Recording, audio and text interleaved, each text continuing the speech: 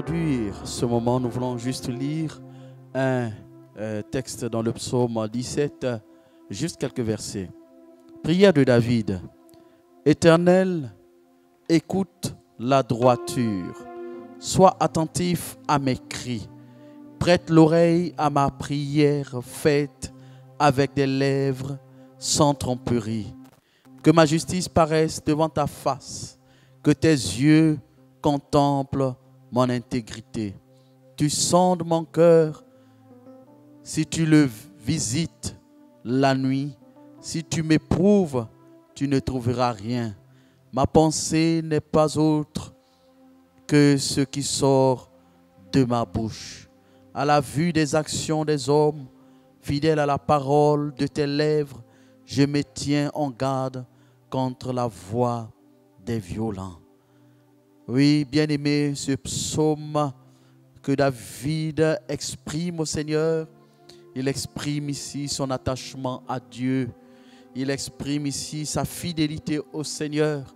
Ce matin, nous voulons aussi, à notre tour, affirmer notre attachement à Dieu, notre fidélité à Dieu, car nous savons qu'il est le Dieu bon, le Dieu droit, le Dieu qui écoute notre prière, mais un Dieu également qui veut que nous soyons à son image, des hommes droits, des femmes droites, qui suivent sa voie et qui obéissent à sa voix. Bien-aimés, prions le Seigneur pour confier tous ces instants à notre Dieu. Père, nous te bénissons.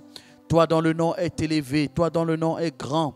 Que toute la gloire te revienne pour ces instants, Seigneur, que nous passons devant toi. Tu dis dans ta parole que là où 2 ou 3 sont réunis en ton nom, tu es au milieu. Nous voulons, Père, célébrer ta gloire, célébrer ta louange, te bénir et dire que tu es bon, toi notre Dieu. Nous voulons, Père, que tu visites ceux qui écoutent ce moment de prière et d'exhortation, que de là où ils sont, Seigneur, que ton esprit se saisisse d'eux, Seigneur, les touche partout, Seigneur, où tes enfants seront à l'écoute de ce message. Nous te prions que ta présence se manifeste dans leur vie et que celui qui est malade soit guéri au nom de Jésus, que celui qui est abattu soit fortifié au nom de Jésus et que, Père, ta paix nous inonde et que tu nous appelles, Éternel Dieu des armées, à être dans la droiture et à vivre en conformité avec toi. Que la gloire te revienne à toi, notre Dieu. Au nom de Jésus, notre Seigneur et Sauveur, nous t'avons prié. Amen. Amen. Alors nous allons continuer avec quelques temps de louange et d'adoration au Seigneur. Célébrons le Seigneur. Là où vous êtes, célébrez le Seigneur avec nous. Louez-le. Célébrons le Seigneur ensemble, bien-aimés. Mon âme bénit le Seigneur. Mon âme bénit le Seigneur. Mon âme bénit le Seigneur. Mon âme bénit le Seigneur. Mon âme bénit le Seigneur. Mon âme bénit le Seigneur. Mon âme bénit le Seigneur. Bénit le Seigneur. Mon âme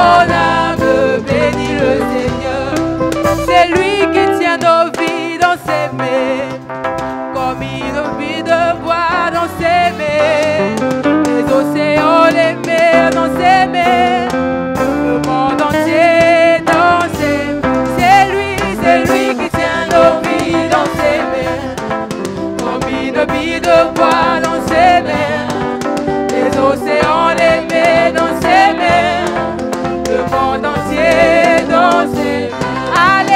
Alléluia, alléluia, amen. C'est par sa grâce que nous sommes sauvés. Les océans, les mers dans ses mains, le monde entier dans ses mains. Alléluia, alléluia, alléluia, alléluia. Par sa grâce que nous sommes sauvés. Les océans, les mers dans ses mains, le monde entier dans ses mains. Alléluia, alléluia, alléluia. Par sa grâce que nous sommes sauvés. Les océans, les mers dans ses mains, le monde entier dans ses mains.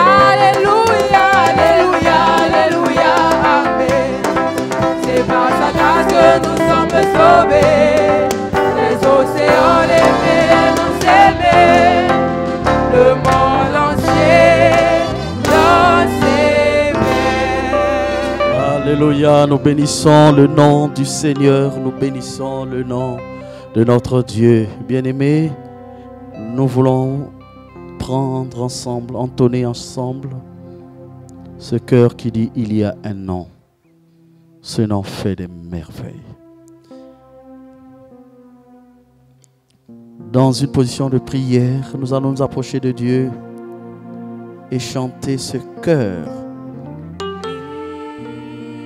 Il y a un nom. Ce nom vient du ciel.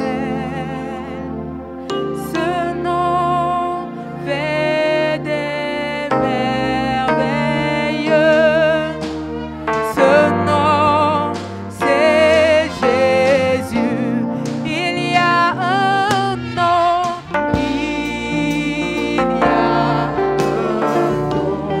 Oui, bien-aimé, prie là où tu es.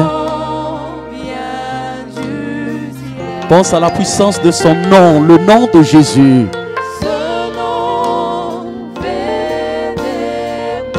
C'est un nom qui fait des merveilles. Ce nom, c'est Jésus. Oh, ce nom. Pense à ce que ce nom accomplit, ce que tu as vu dans la Bible, la puissance du nom de Jésus. Le Seigneur accomplit des miracles, il accomplit des merveilles dans la vie. Je voudrais que nous puissions penser encore à ce que ce nom accomplit.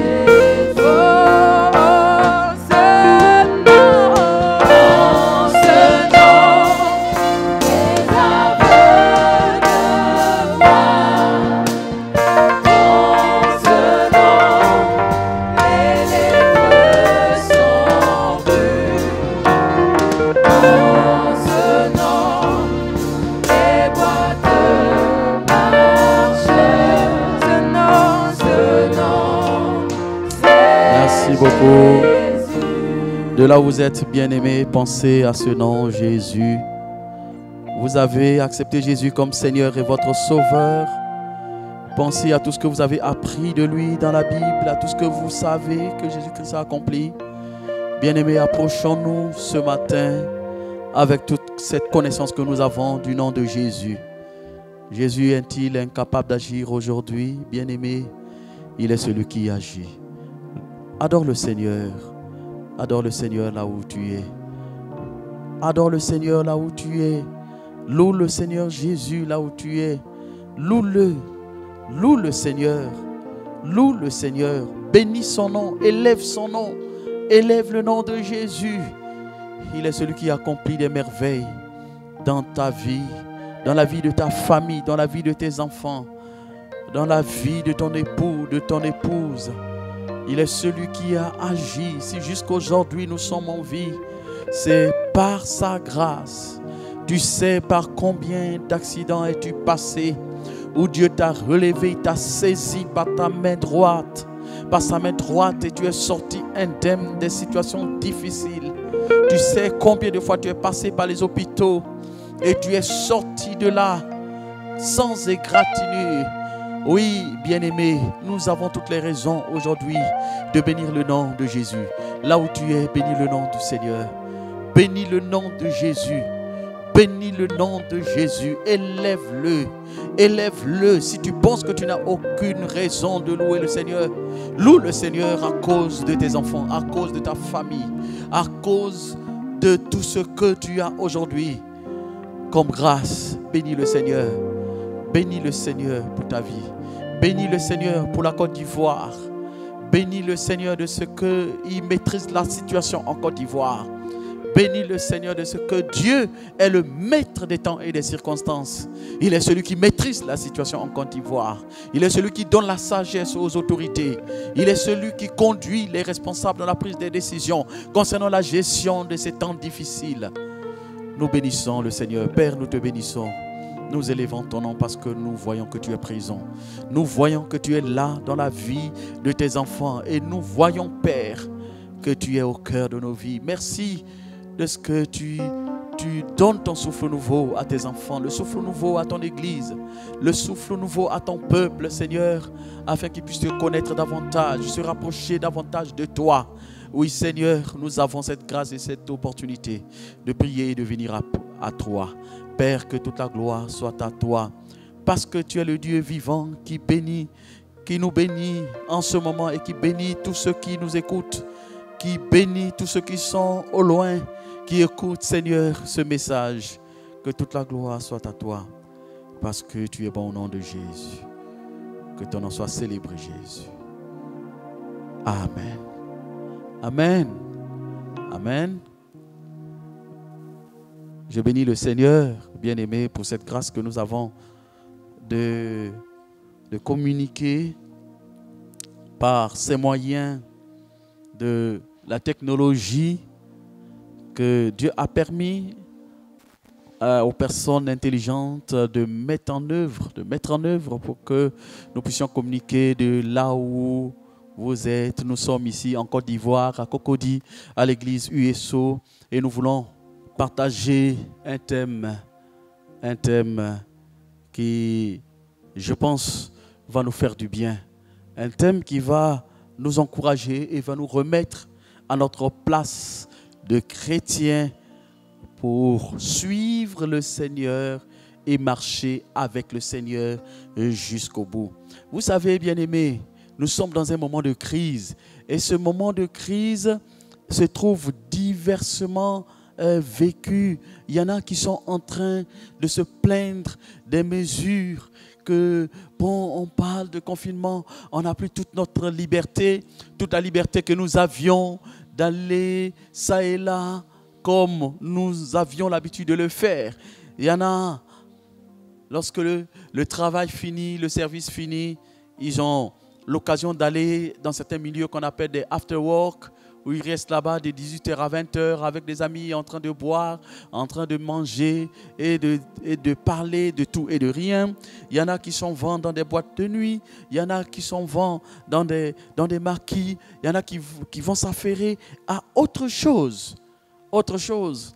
Cela fait que les habitudes que nous avions sont en train de nous faire réagir autrement vis-à-vis des mesures que le gouvernement est en train de prendre pour notre propre sécurité.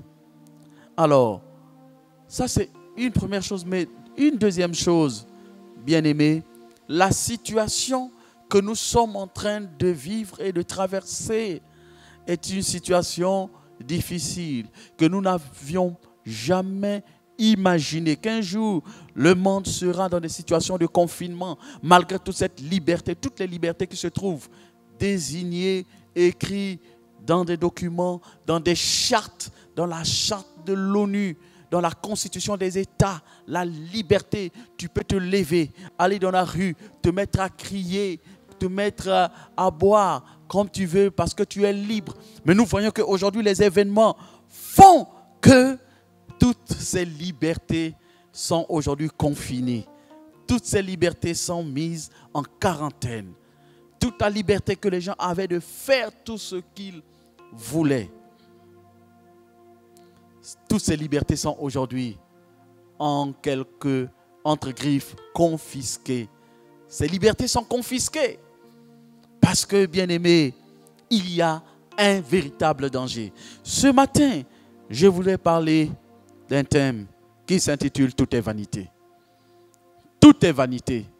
Nous nous rendons compte, bien-aimés, que tout ce que nous avions l'habitude de faire, que tout ce que les hommes avaient l'habitude de faire, tout est vanité. La Bible dit tout est vanité et poursuite du vent. Vous savez, aujourd'hui, lorsque nous regardons même les médias, les gens qui sont en train d'être enterrés comme des animaux dans des fosses communes. Dans des fosses communes, on prend des gens. Mais vous voyez qu'il y a des gens parmi toutes ces personnes qui avaient déjà prévu les conditions de leur enterrement. Il y a des gens qui avaient prévu, par exemple, des dépositoires. Quand je vais mourir, vous me déposez ici pour 6 mois. Après, vous allez construire un mausolée où mon corps va rester. Il y a des gens qui avaient prévu les conditions de leur funérailles. Que quand je vais mourir, je veux que je puisse être enterré ou bien que les funérailles se passent en intimité familiale. Que l'enterrement se passe en intimité familiale. Il y a des gens qui ont prévu même la qualité de leur cercueil. Que quand je vais mourir, le cercueil dans lequel je veux être enterré, c'est un cercueil qui coûte 1 million, qui coûte 2 millions. Il y a des gens qui ont des assurances, qui supportent tout lorsqu'ils sont malades. Mais aujourd'hui, ces personnes se retrouvent aujourd'hui enterrées dans des conditions misérables et difficiles. On voit aujourd'hui des véhicules des militaires qui vont enterrer des centaines de personnes à la fois. Où sont passées les assurances? Où sont passés les testaments dans lesquels se trouvent indiqués les gens d'enterrement et les gens de funérailles que les hommes veulent? Je veux que sur mon tombeau qu'il y ait des fleurs de bougainvillier, qu'il y ait des fleurs de tournesol. Aujourd'hui, où sont passées toutes ces volontés que les hommes ont peut-être édictées par rapport à leur mort? C'est pour cela, bien-aimés, la Bible dit vanité des vanités, tout est vanité. Amen. Répétons ensemble, bien-aimés, ce verset de Ecclésiaste 12 qui dit vanité des vanités, dit l'Ecclésiaste, tout est vanité. Répétons ensemble, vanité des vanités, dit l'Ecclésiaste, tout est vanité. Alors nous nous rendons compte, bien-aimés, de la vanité de chercher à tout amasser, de la vanité à chercher à tout gagner sur la terre, de la vanité à chercher à se montrer qu'on est quelque chose ou quelqu'un d'important plus que les autres, de la vanité à chercher à montrer son orgueil.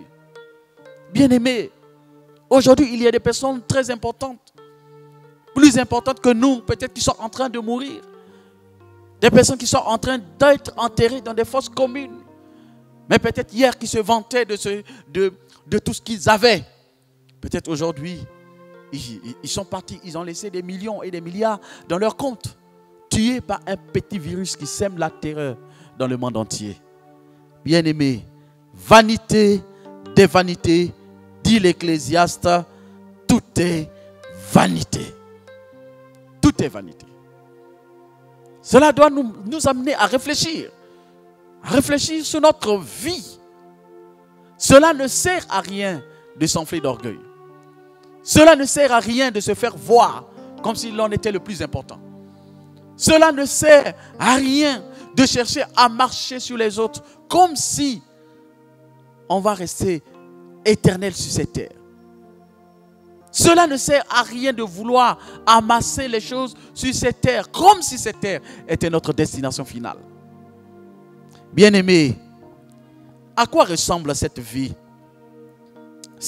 que nous vivons? La Bible dit dans Ecclésiaste chapitre 8, verset 8, l'homme n'est pas maître de son souffle pour pouvoir le retenir. Et il n'a aucune puissance sur le jour de la mort. Il n'y a point de délivrance dans ce combat, et la méchanceté ne saurait sauver le méchant. L'homme n'est pas maître de son souffle. Cela veut dire que la fin de notre vie n'est pas quelque chose qui se trouve de notre ressort, n'est pas de notre ressort. Nous n'avons aucune autorité quant aux termes fixés par rapport à notre vie. Nous ne pourrons pas agir lorsque le moment de la fin de notre vie va arriver. Et c'est Dieu seul qui connaît les circonstances de la fin de notre vie. C'est pour cela que l'Ecclésiaste ici, qui est un homme sage, qui a vécu de l'expérience, non seulement avec Dieu, mais avec le monde, il nous donne des conseils afin que nous puissions savoir comment nous comporter et comment vivre sur cette terre. Parce que tout est vanité. L'homme n'a aucune puissance sur le jour de la mort. Et même celui qui est considéré comme méchant ne peut en aucun cas être délivré de ce jour. Vous imaginez les personnes dans ce monde que nous craignons. Des personnes que nous craignons. Des personnes entre griffes, comme on le dit, dangereuses de ce monde. Qui font peur, rien qu'à la vue, qu'à leur vue. Lorsque tu vois le gars, tu as peur. Tu vois le gars, toi-même tu t'arrêtes, tu veux qu'il passe avant que toi tu mettes ton petit pied. On voit quelquefois des hommes qui se présentent avec des armes comme s'ils sont invincibles. Des hommes qui ne vont jamais connaître l'expérience de la mort. Mais la Bible dit, même si tu as atteint le plus haut degré de la méchanceté, tu n'as aucun pouvoir sur le jour de la mort. Des hommes qui sont redoutables, réputés. N'avons-nous pas connu ici, dans ce pays, des hommes qui étaient réputés comme des hommes invincibles? Des hommes dont les balles ne pénétraient pas le corps. Mais des hommes qui ont été enterrés. Ne connaissons-nous pas ces personnes-là? Mais c'est parce qu'en réalité, dans ce combat, l'homme est perdant. Dans le combat de la mort, l'homme est perdant. Parce que la mort n'est pas du ressort de l'humain. Je veux dire par là que l'homme n'a aucun pouvoir sur le jour de sa mort. Bien-aimés, que nous dit le psaume 90, les versets 5 et 6?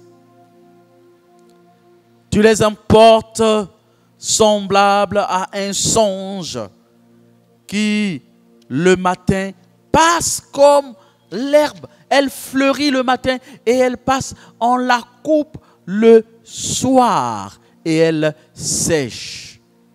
La vie de l'homme est comparée à quoi? Comparée à de l'herbe qui fleurit le matin et elle passe. On la coupe le soir et elle sèche. La vie de l'homme comparée à de l'herbe. De l'herbe qui est fragile. Lorsque cette métaphore est présentée, c'est pour montrer la fragilité de la vie. La fragilité de notre vie. Nous sommes des hommes dont la vie est fragile. N'avez-vous pas connu des personnes ou des histoires de ce genre? Le matin, vous êtes avec une personne et puis on vous appelle. L'après-midi, le matin, vous êtes ensemble. Le soir, on appelle pour dire, hey, mon ami, est-ce que tu sais qu'un tel est décédé? Quoi? Mais le matin, je l'ai appelé. Moi, j'ai parlé avec lui. Je me souviens d'un serviteur de Dieu, il y a de cela 5 ou 6 ans. Le matin, je l'ai appelé vers les 10 heures du matin. Je l'ai appelé, on a échangé. Et vers 17 heures, on me dit qu'il est dans l'ambulance. Qui sont en train de l'amener dans un CHU. Priez fort pour cet homme de Dieu. À 22 heures, on nous rappelle pour dire qu'il est décédé. Je me souviens d'un autre frère qui partait de là où il était. Il m'appelle, pasteur, je vais arriver à ton niveau vers les 11h, midi. Je m'arrête, on se voit et je continue ma route.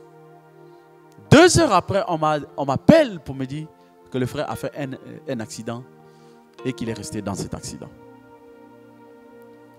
Voici la fragilité de la vie. Vous connaissez ce genre d'histoire que peut-être vous avez vécu.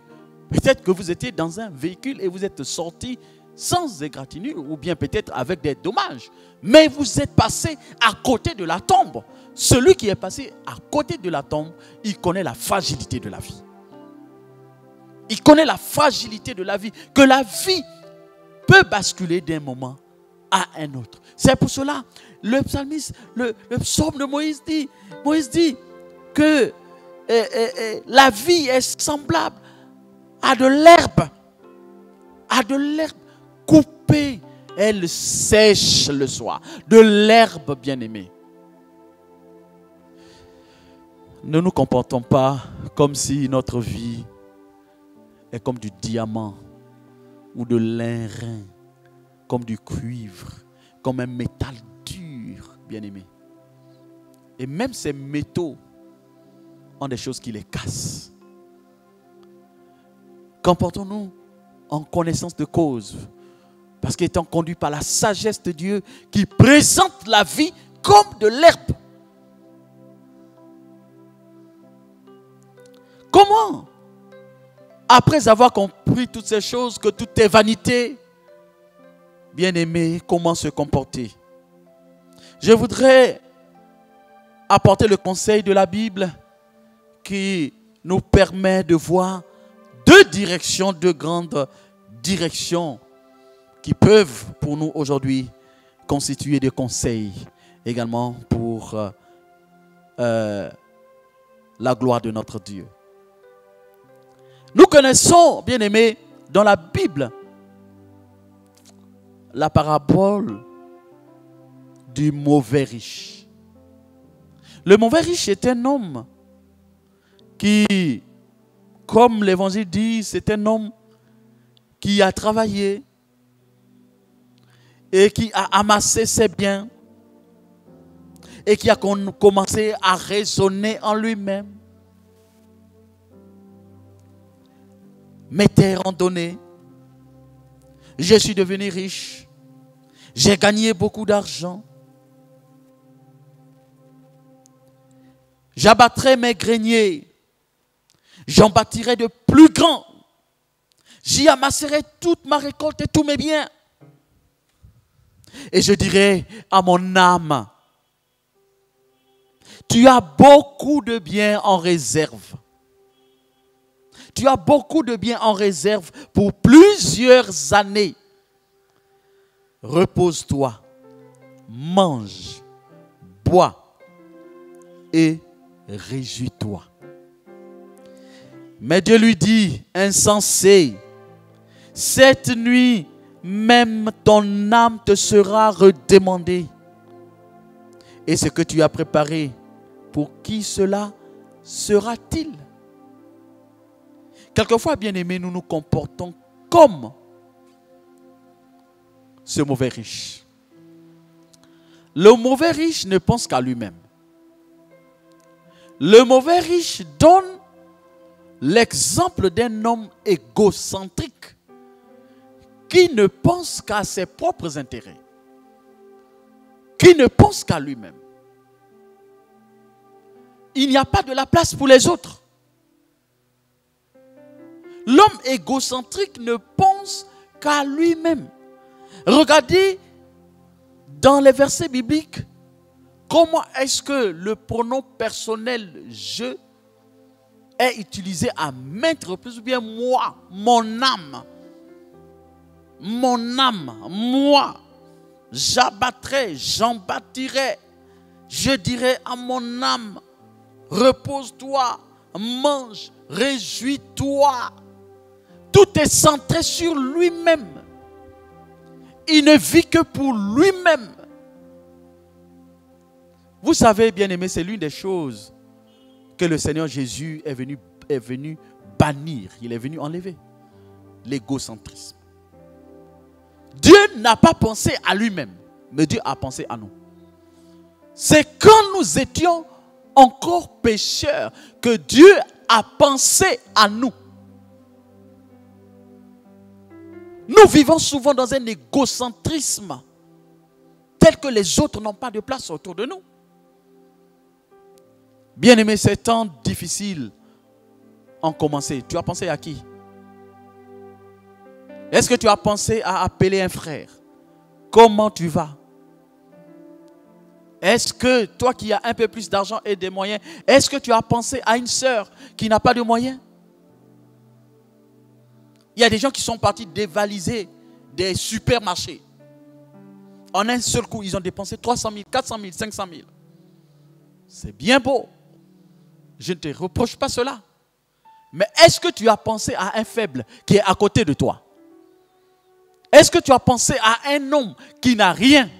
Est-ce que tu as pensé à ce genre de choses?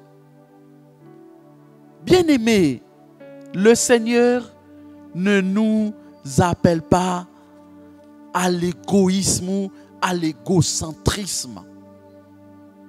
Ce que le Seigneur a reproché à cet homme, ce n'est pas la quantité de ses biens.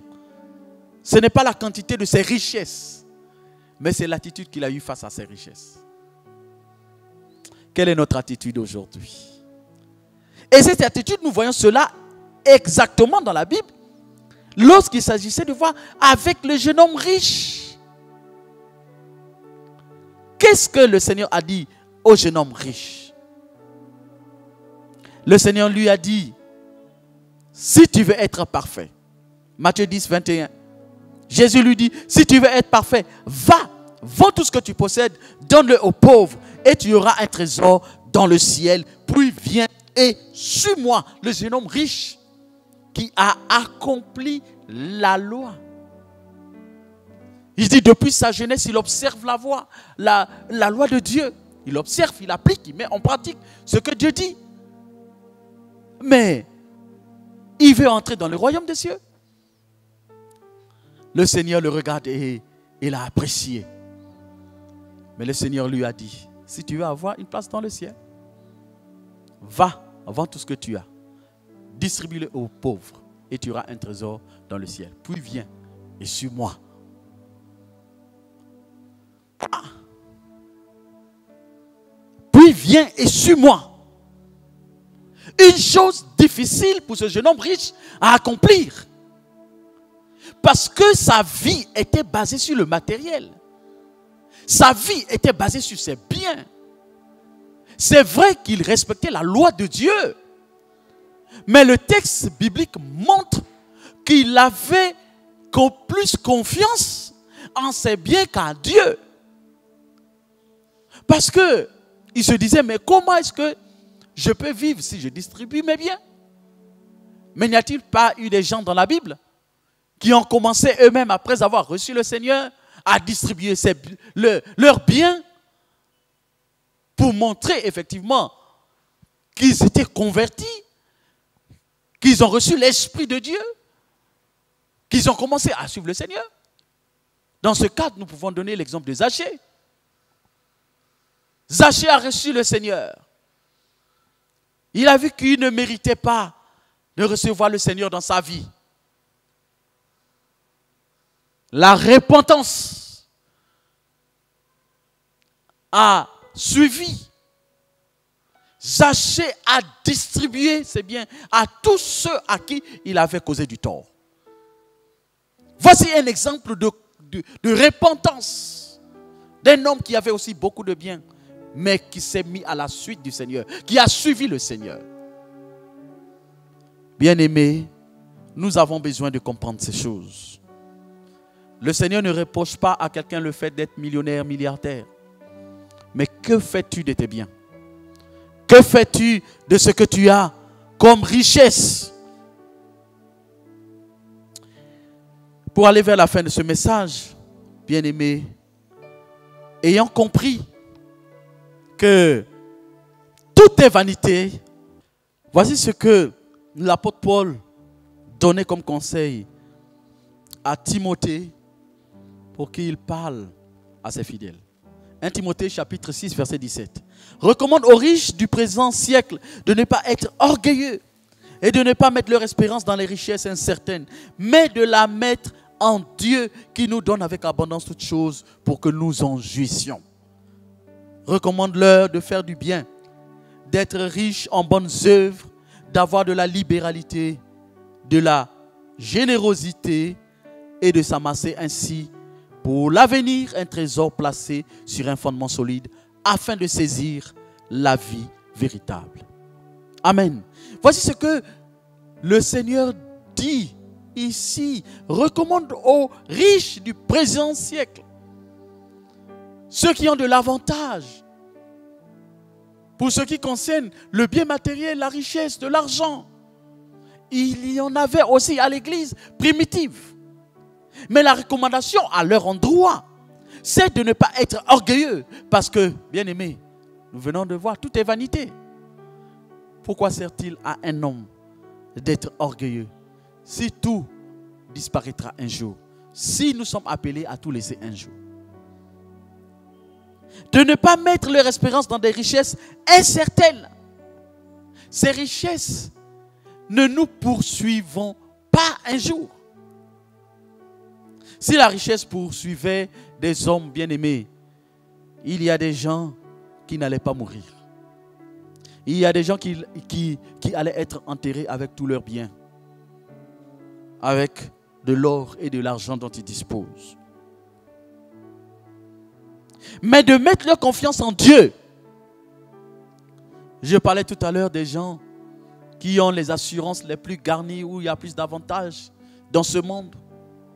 Les assurances qui prennent en charge les personnes à 100% et même avec possibilité de voyage. Tu te trouves dans un pays lointain, tu tombes malade dans ce pays et ton assurance te paye l'avion avec de l'escorte. Tu quittes ce pays jusqu'à un hôpital rassurant. Aujourd'hui même, les grands hôpitaux occidentaux ne peuvent plus accueillir même les assurés, ceux qui ont des assurances 100%. Je ne veux pas dire que l'assurance est mauvaise. Ce n'est pas ce que je veux dire du tout. Mais bien aimé, c'est pour dire où se trouve ta confiance. Est-ce que c'est dans les assurances ou en Dieu? Tu peux avoir de l'avantage matériel où tu as des assurances. Mais est-ce que tu mets ta confiance dans les assurances? Ou bien en Dieu qui est notre véritable assurance? Bien-aimés, le Seigneur dit ici, recommande-leur de faire du bien, d'être riche en bonnes œuvres, d'avoir de la libéralité et de la générosité. Avoir de la libéralité, c'est être prêt à aider l'autre, aider son frère qui souffre, aider sa sœur qui a un problème. Avoir de la libéralité, c'est être prêt à soutenir l'œuvre de Dieu. La dernière chose que j'aimerais dire comme action lorsque nous savons que tout est vanité, rachetez le temps car les jours sont mauvais. Éphésiens 5, verset 16. Rachetez le temps car les jours sont mauvais. Colossiens 4, verset 5. Conduisez-vous avec sagesse envers ceux du dehors et rachetez le temps. C'est quoi racheter le temps? Racheter le temps, c'est abonder en bonnes œuvres. Abonder dans les actions qui glorifient le Seigneur. C'est abonder dans les choses où Dieu se trouve nommé. Faire avancer les choses de Dieu. Se conduire avec sagesse. Avec les hommes. Pas seulement de l'église, mais même avec ceux du dehors. Conduisons-nous d'une manière digne. Parce que nous savons, bien-aimés, que tout est vanité. En sachant que tout est vanité, tout s'arrêtera un jour. Nous venons d'apprendre que tout est vanité. Et quelle est notre action? Bien-aimés, approchons-nous de Dieu. Approchons-nous du Seigneur. Accrochons-nous au Seigneur. Restons attachés à Dieu. N'agissons pas comme des insensés ou des égoïstes. Mais agissons plutôt avec foi en travaillant pour le Seigneur. marchant dans la lumière devant le Seigneur. Amassons des trésors sur le fondement solide qui est le Seigneur. Rachetons le temps, car les jours sont mauvais. Approchons-nous de Dieu et il s'approchera davantage de nous. Que le Seigneur nous bénisse. Et de là où vous êtes, que le Seigneur vous comble de grâce. Que le Seigneur vous bénisse. Au nom de notre Seigneur Jésus. Amen. Oui. Nous allons nous approcher de Dieu avec ce cœur. Le Seigneur vient de nous parler et approchons-nous de Dieu, bien-aimé. Approchons-nous de lui.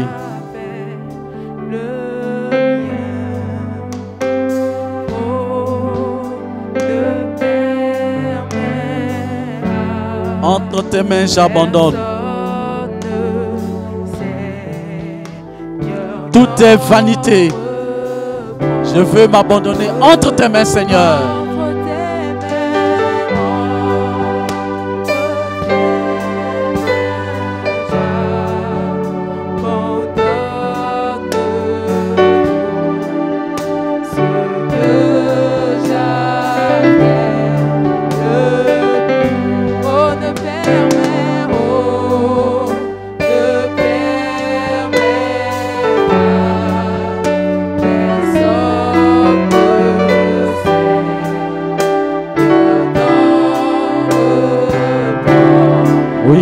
Prends tout. Abandonnons-nous entre les mains de Jésus. Disons-lui que le Seigneur Jésus prenne tout. Qu'il prenne le contrôle de tout. Que le Seigneur Jésus prenne le contrôle de tout. Nous ne sommes rien. Ne faisons pas confiance à nos biens matériels. Ne faisons pas confiance à nos héritages. Ne faisons pas confiance à tout ce que nous avons. Oui, tout périra un jour, tout est vanité.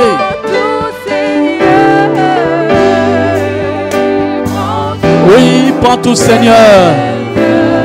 Là où vous êtes, adorez le Seigneur avec nous. Oui, prends tout, Seigneur. Oui, prends tout, Seigneur. Prends tout, Seigneur. Entre tes mains, j'abandonne. Entre tes mains, j'abandonne.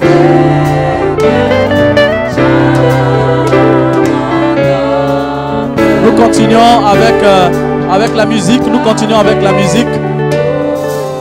Nous continuons avec la musique. Nous continuons toujours. Là où vous êtes, priez avec nous. Priez avec nous. Priez le Seigneur. Que le Seigneur puisse prendre le contrôle de ta vie. Que le Seigneur prenne le contrôle de ta vie. Dis, Seigneur, je suis limité. Je suis limité, Seigneur. Je ne comprenais pas certaines choses. Mais je veux qu'à partir de maintenant, tu prennes le contrôle de ma vie. Que tu prennes le contrôle de ma vie. Regarde, Seigneur, je suis égoïste. Je ne pense qu'à moi-même. Je ne pense jamais aux autres. Je ne pense pas à ton œuvre. Je ne pense pas aux voisins. Je ne pense pas aux démunis. Je ne pense pas aux veuves. Je ne pense pas aux orphelins. Je pense seulement qu'à moi seul. Je suis allé dévaliser des supermarchés, payer beaucoup de choses. Je n'ai même pas osé donner un petit don, une petite partie de riz à une personne vulnérable, à une veuve, à un orphelin. Oh Seigneur, pardonne-moi. Pardonne-moi, Seigneur. Pardonne-moi, Seigneur. Pardonne-moi, Seigneur. Demande pardon à Dieu. Demande pardon au Seigneur. Demande pardon au Seigneur. Demande pardon au Seigneur. Que le Seigneur nous fasse tomber de notre orgueil. Que nous puissions nous humilier devant sa face. Humilie-toi devant la face du Seigneur. Humilie-toi devant la face de Jésus. Humilie-toi devant Jésus. Humilie-toi devant Jésus. Agenouille-toi devant Jésus. Présente-toi devant Jésus. Présente-toi à Jésus. Et afin qu'il te libère. Afin qu'il t'enlève ce carcan de l'orgueil. Où tu es imbibé de ta personne. Où tu es imbibé de ta personne. Tu ne penses qu'à toi seul. Demande pardon à Dieu. Demande pardon à Dieu. Et dis, Seigneur, entre tes mains, j'abandonne. J'abandonne ce mauvais comportement. J'abandonne cette attitude. J'abandonne ma vie. Seigneur mon Dieu, donne-moi d'ouvrir les yeux aussi sur les autres. Donne-moi d'ouvrir les yeux sur les démunis, les personnes vulnérables qui n'ont rien. Donne-moi, Seigneur, d'ouvrir les yeux sur d'autres personnes qui ne s'attendent qu'à toi, éternel Dieu des armées. Oui, bénis le Seigneur. Prie le Seigneur là où tu te trouves. Prie le Seigneur. Prie le Seigneur là où tu te trouves. Prie le Seigneur. Prie le Seigneur. Entre tes mains, j'abandonne. Allons-y ensemble.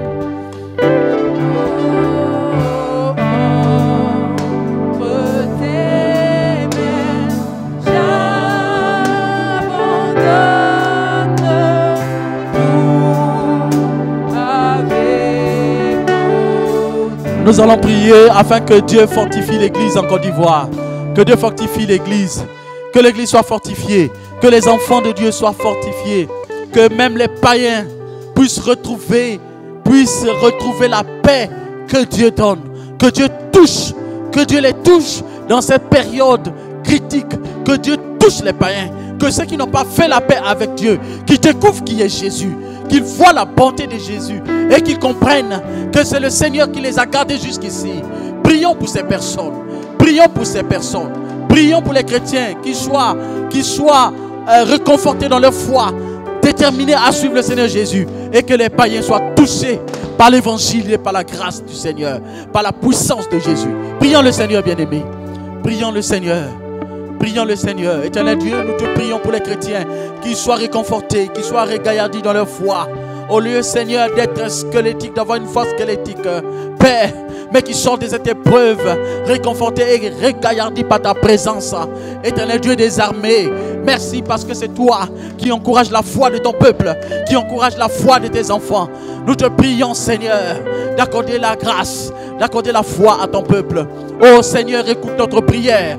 Oh Seigneur, écoute la prière de tes serviteurs. Écoute la prière de tes enfants, Seigneur. Nous ne regardons qu'à toi parce que tu es bon. Parce que tu es bon, Seigneur, pour tes enfants. Nous te prions pour les païens qui ne te connaissent pas, Seigneur. Touche leur cœur. Que cette épreuve puisse servir, Seigneur, d'appât pour leur conversion.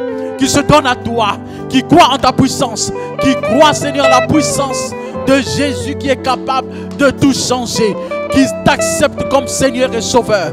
Qu'au sortir de cette crise, Seigneur, qui témoigne de ta bonté, qui témoigne de ta puissance, qui témoigne de ton amour. Oh Seigneur notre Dieu, nous te prions Père, exauce notre prière au nom de Jésus, nous t'avons prié. Amen. Nous allons prier pour ceux qui sont malades afin que Dieu puisse agir. Prions bien-aimés pour tous ceux qui souffrent, ceux qui sont contaminés par cette maladie à coronavirus. Prions le Seigneur pour eux. Prions le Seigneur pour eux.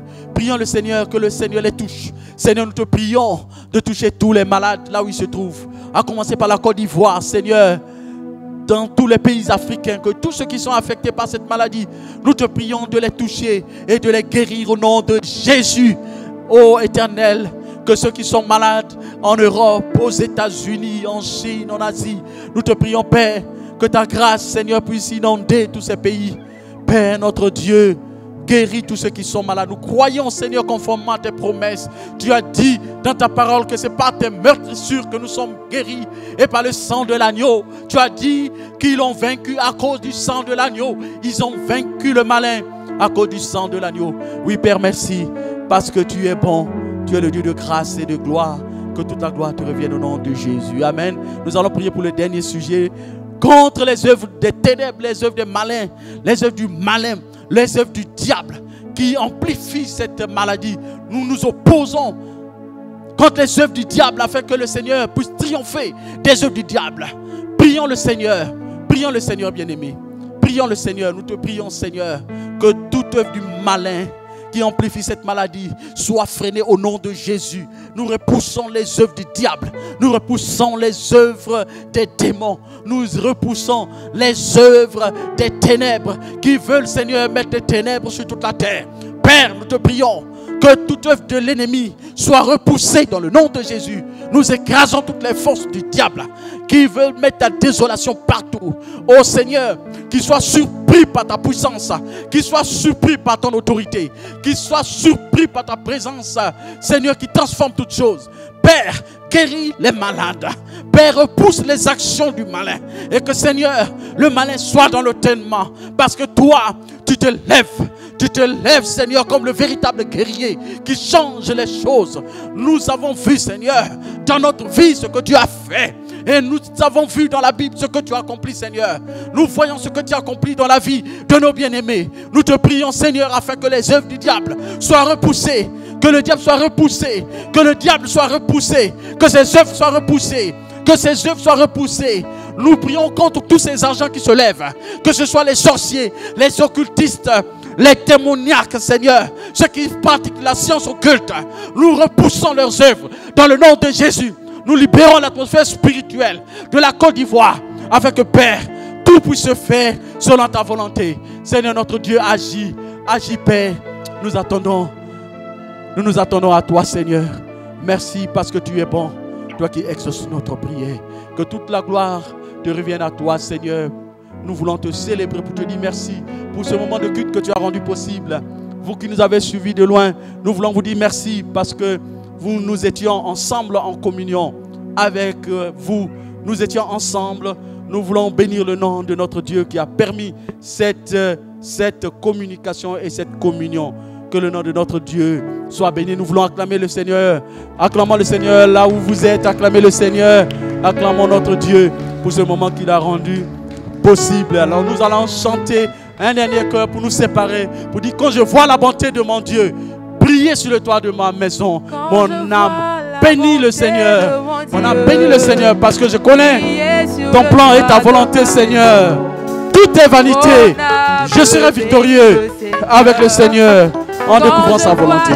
Que le Seigneur vous bénisse et à bientôt. Briller sur le toit de ma